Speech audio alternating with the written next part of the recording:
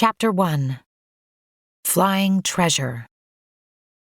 It was cold outside that afternoon. It was usually cold in January, but on this day a sharp wind made Ella wrap her scarf one more time around her neck. "Come on, you two," Oliver called to Ella and his big brother Lucas. "Let's go see the big icicles by the waterfall. Dad said they were magnificent." Like a brassy ball, the sun was sliding down the rooftops and out of town. Long shadows bumped across their snowy footprints as Ella hurried to keep up with her cousins. They were walking across the back edge of the neighbors' yards. Going this way was faster than going around by the sidewalk, and it was the way they always went to the park. The waterfall was on the other side of the woods, in the creek behind Hannah's house. Hannah wouldn't mind if they cut across her backyard. She and Ella were friends. "My dad saw the icicles when he was driving home from work," Lucas told Ella. "He stopped on the bridge to see if the creek was frozen, and he said the icicles were enormous." Lucas slowed down so Ella could catch up. "Maybe we can take one home for our treasure collection," Oliver said. Ella nodded. She wasn't really listening, though. She was looking at the house they were passing. A light shone in the kitchen window. "Hurry up," she whispered to Lucas and Oliver, "or Mr. Lawson might see us." A crow flapped overhead, then settled atop of a bare chestnut tree. "Caw! Caw!" it cried noisily, and Ella jumped. Being in Mr. Lawson's backyard made her nervous. Hadn't her big brother Isaac told her that Mr. Lawson was a thief? That he never went to work but biked around with a bag for stealing things? "Run!" Ella called to the boys, and they did, along the backyards, across the park, and into the woods. It was dim in the woods, and the ground was slippery with fallen leaves.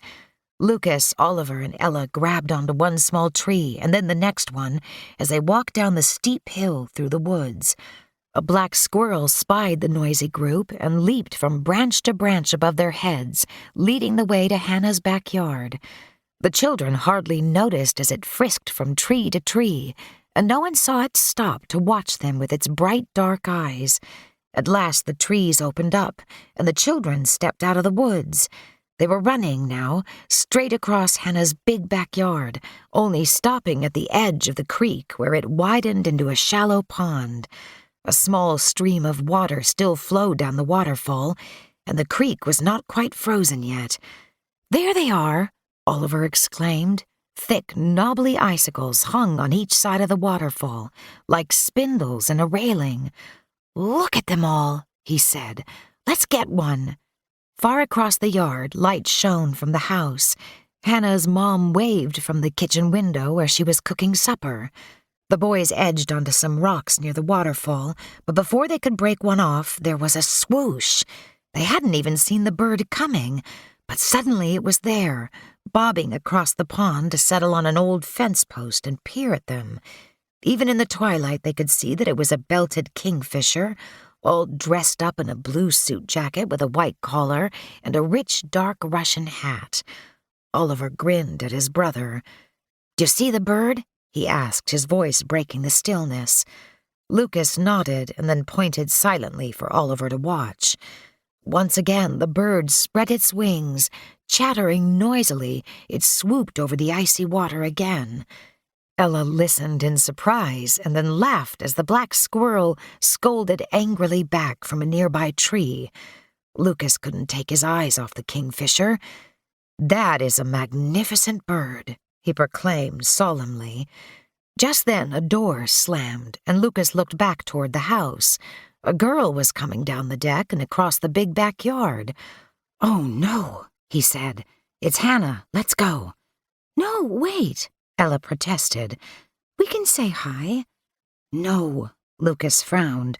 "We'll be late for supper," he added. Ella shouted, "Hi," and waved to her friend. She followed the boys as they snapped off an icicle and ran back into the woods. She did not want to be left behind. Night would soon fall, and the woods were darker than the yard had been. The boys were moving quickly, climbing back up the steep hillside, using branches and thin tree trunks to pull themselves up. Another minute and they should be out of the woods and crossing the park.